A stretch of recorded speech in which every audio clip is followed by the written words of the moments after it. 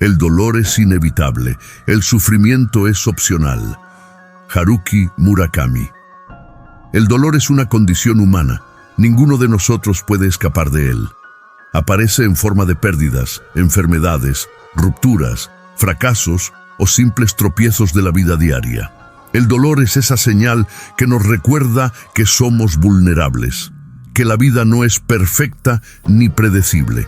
Aceptar esta inevitabilidad no significa rendirse, sino reconocer que hay cosas que están fuera de nuestro control. Resistirse al dolor solo lo amplifica. Pretender que no existe tarde o temprano nos desgasta más que enfrentarlo de frente. Aceptar el dolor, entonces, es un acto de valentía y de honestidad.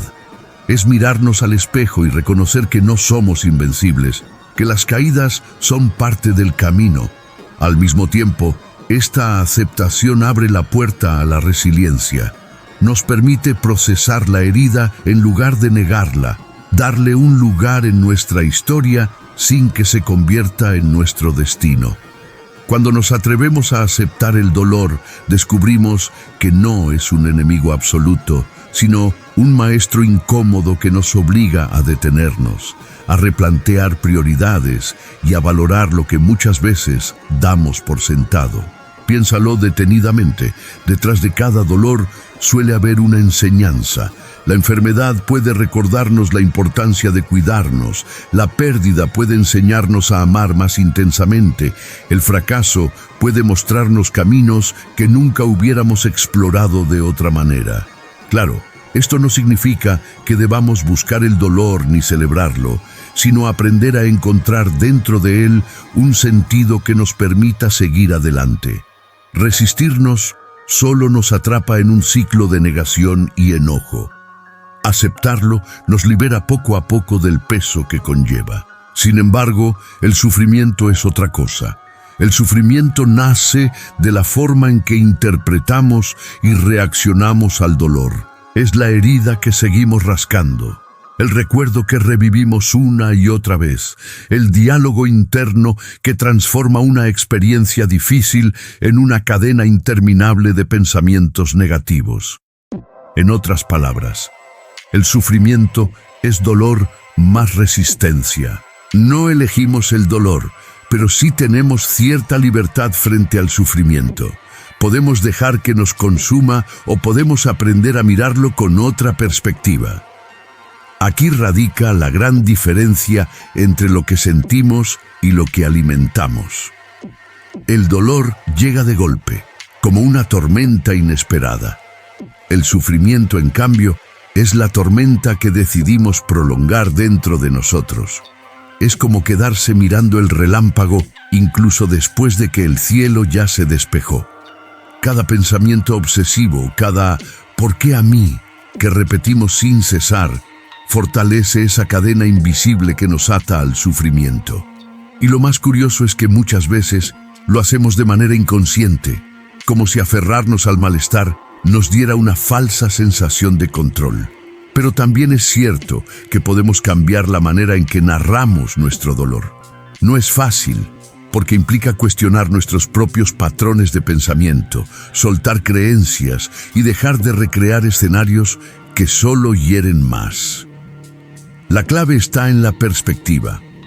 Al modificar la forma en que interpretamos lo ocurrido, transformamos la carga emocional que lleva consigo. No se trata de negar el dolor ni de minimizarlo, sino de reconocer que tenemos un margen de elección frente a cómo vivirlo. En ese margen, en esa decisión interna, es donde encontramos la verdadera libertad. La diferencia puede parecer sutil, pero es poderosa. Pensemos en dos personas que atraviesan la misma pérdida. Una se hunde en la culpa y el resentimiento, reviviendo lo ocurrido sin poder avanzar. La otra, con el mismo dolor, elige honrar la memoria, buscar apoyo y darle un sentido a lo que pasó. Ambas sienten el dolor, pero solo una decide no aferrarse al sufrimiento. Esa capacidad de elegir, aunque difícil, marca la frontera entre quedar atrapados en la herida o transformarla en aprendizaje. Lo interesante de este ejemplo es que muestra cómo la experiencia externa puede ser la misma, pero el impacto interno varía según la actitud. Una persona que se aferra al resentimiento convierte su dolor en un muro que la aísla del presente. En cambio, quien logra darle un propósito a lo ocurrido abre un camino de sanación. Esta diferencia no depende de la magnitud del dolor, sino de la manera en que cada uno decide relacionarse con él. No siempre tenemos la fuerza para hacerlo de inmediato, y es válido sentirnos quebrados al principio, pero con el tiempo aparece la opción de elegir: o permanecemos prisioneros de la herida o la convertimos en una fuente de crecimiento. Ese acto de elección no elimina el dolor, pero sí lo transforma. Se convierte en un recordatorio de que no somos víctimas pasivas de lo que nos ocurre, sino protagonistas de la manera en que seguimos adelante.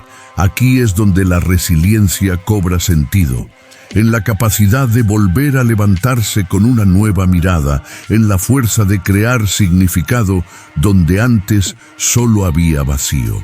Por supuesto, no se trata de romantizar el dolor ni de fingir fortaleza. Nadie está obligado a ser fuerte todo el tiempo. Se trata más bien de reconocer que el sufrimiento prolongado es una decisión inconsciente que podemos aprender a revisar. Herramientas como la meditación, la escritura, la terapia o simplemente hablar con alguien de confianza ayudan a soltar esa resistencia. El primer paso es darnos cuenta de que podemos convivir con el dolor sin entregarnos al sufrimiento. Aceptar que no tenemos que aparentar fortaleza constante también es un acto de honestidad. Muchas veces nos exigimos más de lo que realmente podemos dar, porque creemos que mostrar fragilidad es sinónimo de debilidad. Sin embargo, permitirnos sentir, llorar y reconocer lo que duele no significa rendirse, sino abrir la puerta a la sanación. Negar el dolor o cubrirlo con una máscara de dureza solo prolonga el sufrimiento. En cambio, cuando lo miramos de frente y lo compartimos, poco a poco pierde el poder de controlarnos. Las herramientas que tenemos a nuestro alcance son formas de acompañarnos en ese proceso. La meditación nos enseña a observar los pensamientos sin quedarnos atrapados en ellos. La escritura nos permite liberar lo que callamos. La terapia ofrece un espacio seguro para comprender nuestras emociones. Y la confianza en alguien cercano nos recuerda que no estamos solos. Todo esto nos muestra que convivir con el dolor no implica quedar atrapados en él, sino aprender a soltar las cadenas invisibles del sufrimiento y recuperar la capacidad de avanzar. Al final, Murakami nos recuerda una verdad sencilla y radical. El dolor nos humaniza, pero no tiene por qué definirnos. Si aprendemos a soltar la resistencia, a aceptar lo inevitable y a elegir conscientemente cómo vivir lo que nos duele, descubrimos una forma de libertad interior. El sufrimiento es opcional porque depende de nuestra mirada, y en esa elección, aunque difícil, encontramos la posibilidad de crecer y de vivir con más paz. Esta idea puede parecer utópica, pero en realidad es profundamente práctica. Cada día enfrentamos pequeñas incomodidades, frustraciones y pérdidas que ponen a prueba nuestra capacidad de elegir cómo reaccionar. A veces se trata de algo tan simple como un malentendido. Otras veces es una herida profunda que nos marca para siempre. En todos esos casos, la enseñanza es la misma. No podemos controlar lo que llega, pero sí podemos decidir qué lugar le damos en nuestra vida. Esa decisión lenta y trabajosa es lo que nos acerca a la paz interior. El sufrimiento opcional no significa que no volveremos a sentir tristeza, rabia o miedo. Significa más bien que no dejaremos que esas emociones gobiernen nuestra existencia. Aprender a soltar nos devuelve la capacidad de vivir con ligereza, sin cadenas invisibles que nos aten al pasado. En esa práctica cotidiana está la verdadera libertad, la de seguir adelante con dignidad, con serenidad y con un corazón abierto al presente. En definitiva, el dolor es parte de la vida, pero el sufrimiento es una elección. Recordarlo no solo nos da fuerza para enfrentar los momentos difíciles, sino también claridad para vivir con mayor conciencia. Si este mensaje te dejó algo, te invito a quedarte en este espacio llamado Filosofía de la Fortaleza. Suscríbete a mi canal, activa la campanita y acompáñame en este camino de reflexión y crecimiento personal.